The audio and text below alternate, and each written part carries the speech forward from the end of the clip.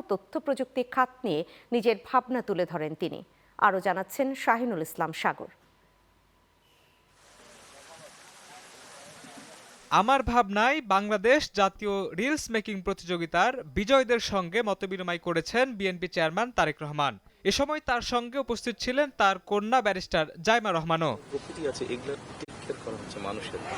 দুপুর 2টার দিকে রাজধানীর গুলশানের বিচারপতি শাহাবুদ্দিন পার্কে আয়োজিত এই অনুষ্ঠানে প্রতিযোগিতার বিজয়ী তরুণদের সঙ্গে কথা বলেন তারেক রহমান। তিনি বলেন, গণতন্ত্রের ধারাবাহিক চর্চার মধ্য দিয়েই এমন মানুষ সামনে আসবে যারা দেশ ও মানুষের কল্যাণে কাজ করতে পারে। আমরা যেটা করতে চাইছি সেটা হচ্ছে যে নতুন জায়গা নিব না, যেই জায়গায় অলরেডি শহরটা আছে এই জায়গাতেই আমরা জিনিসটা তৈরি করব। ওখানে বেসিক সাপোর্টগুলো থাকবে। বেসিক সাপোর্টের মধ্যে স্কুল থাকবে, ভালো এডুকেশন থাকবে, চিকিৎসা সুবিধা থাকবে, গ্রোসারি মার্কেট এই সুবিধাগুলো থাকবে, সিকিউর করা হবে জায়গাগুলোতে।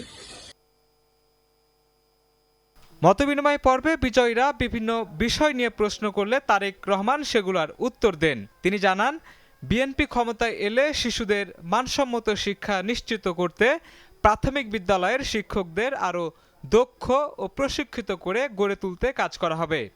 কন্টেন্ট মেকিং বা আইটিতে যারা কাজ করে, যারা ফ্রিল্যান্সিং এর কাজ করছে, যারা কন্টেন্ট মেক করছে, যারা ডাটা প্রসেস করছে, যারা ডিজাইনিং এর কাজ করছে, তাদেরকে যদি আমরা স্পেস দিতে পারি অথবা যারা করতে চাইছে এদেরকে যদি ট্রেনিং এন্ড স্পেস দিতে পারি তাহলে কিন্তু এখানে একটা জব অপরচুনিটি তৈরি হচ্ছে। যারা এগুলোতে ইন্টারেস্টেড না।